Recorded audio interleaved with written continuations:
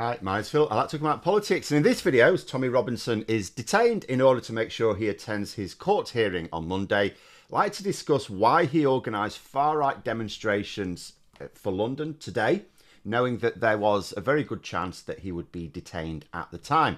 Was it because he thought the event could pressure the police into not detaining him, giving him a chance to skip the country again afterwards, presumably in a fishing boat? Or does he think he will be, that being arrested would actually, and preventing him speaking, in public would help his support by claiming to be a political prisoner, as he always does? But first, for daily political commentary, please click the subscribe button so you don't miss out. So, far-right commentator for GB News and The Telegraph, Christopher Hope, put a picture of the Cenotaph yesterday with barriers around it, bemoaning the fact that, he's been fenced off again. It's like, why is it being fenced off? Hope, eh? Why is it being fenced off then? Because Tommy Robinson's mates are coming to town, that's why. But he doesn't talk about that, because he doesn't want to criticise those who funded his viewers. But this is in preparation for the demonstration organised by Robinson.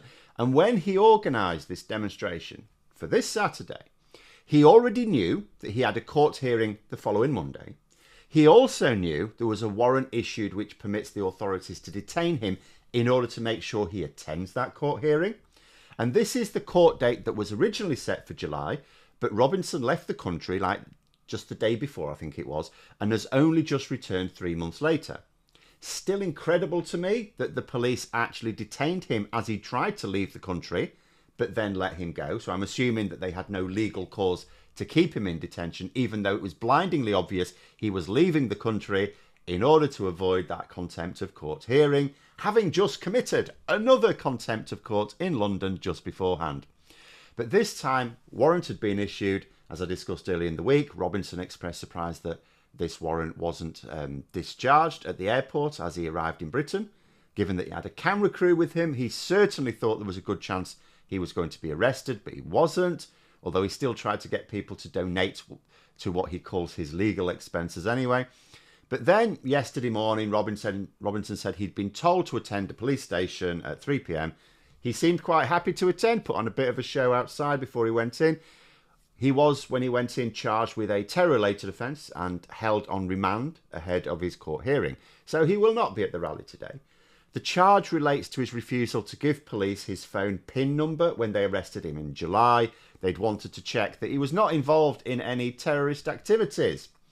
Now, had they checked his phone at the time, just a few days before a wave of coordinated far-right terrorist attacks on the country, they may well have found something very interesting.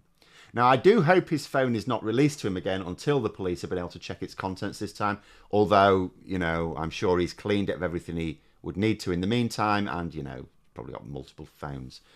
But at this point, it's worth considering why Robinson organised a large demonstration in London 2 days before the rescheduled court hearing, knowing there was a warrant out for his arrest with the express purpose of making sure he attended that hearing. The timing of the demonstration obviously linked. If he just wanted to hold another demonstration, he could have arranged it for last week, couldn't he? Where there wouldn't have been such a clear reason to exercise the warrant so far ahead of that court hearing, and therefore he'd presumably been able to attend. But it makes absolute sense to detain Robinson the weekend before his court hearing. So was this demonstration today timed in order to put pressure on the police in the hope that they wouldn't exercise the warrant, at least not before the demonstration, for fear of the reaction it might provoke from people who already kicked the shit out of our communities during the summer, and the police certainly are worried. And the same people, remember, who committed acts of violence, leaving several police officers injured during the pre-riot demonstration in London in July? These are not peaceful people. The same people being urged to descend on London today by Robinson are the same people who kicked off the summer riots. Just in this case, it's the ones who didn't get caught on video footage and so are free to do so because the rest are in prison.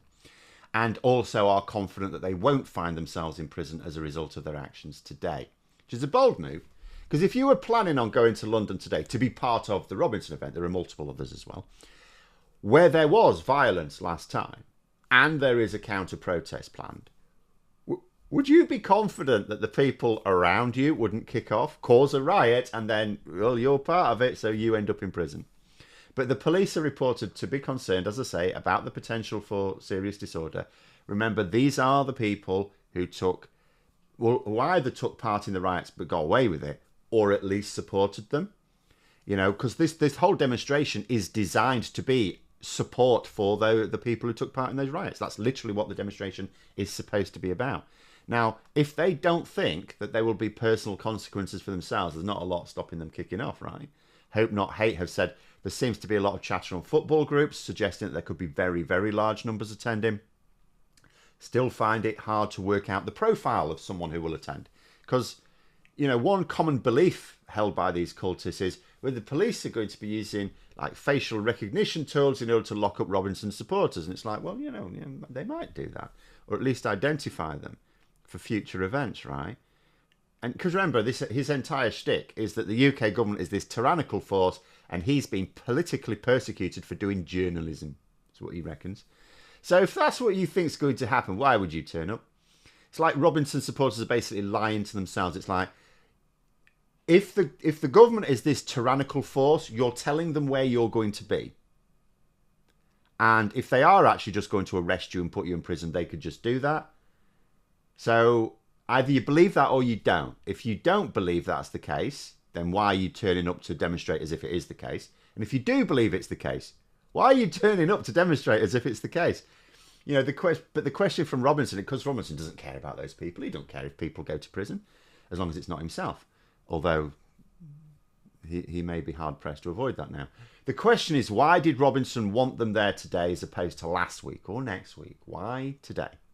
Is getting arrested just before the demonstration all part of his strategy? So he claims that the arrest was to stop him speaking the truth. He's a political prisoner. I mean, that should be good for a lot of donations. You know, going on holiday for months at a time, that's not cheap after all, is it?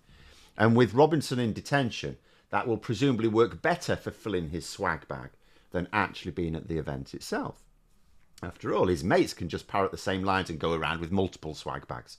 And they're going to be making a big part of the performance. The recent death of one of the people imprisoned for rioting, but in reality carrying out a terror attack. Robinson is certainly not above using the death of someone he inspired to get involved in terrorist acts to fund his next holiday, assuming he gets one.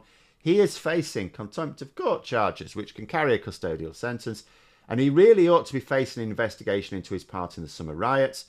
And that contempt of court relates to lies he told about a Syrian boy who was physically assaulted by people who believe these sorts of lies. Robinson decided to pour fuel on the fire, so the guy successfully sued Robinson, and the judge ordered that Robinson could not repeat those lies. Yet he has those lies in video form pinned to his Twitter account. He played it in public in July, and you know what? You wouldn't bet against one of his mugs playing it in London today.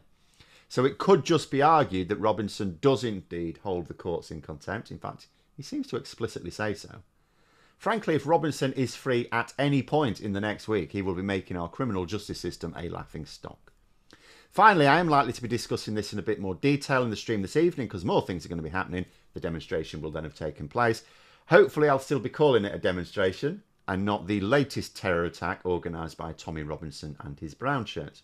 But there we are. Those are my thoughts. Let me know yours in the comments below. If you enjoyed the video, please click the like button. And if you'd like to support the channel further, you can join for memberships. Thanks for watching. Until next time, I'll see you later.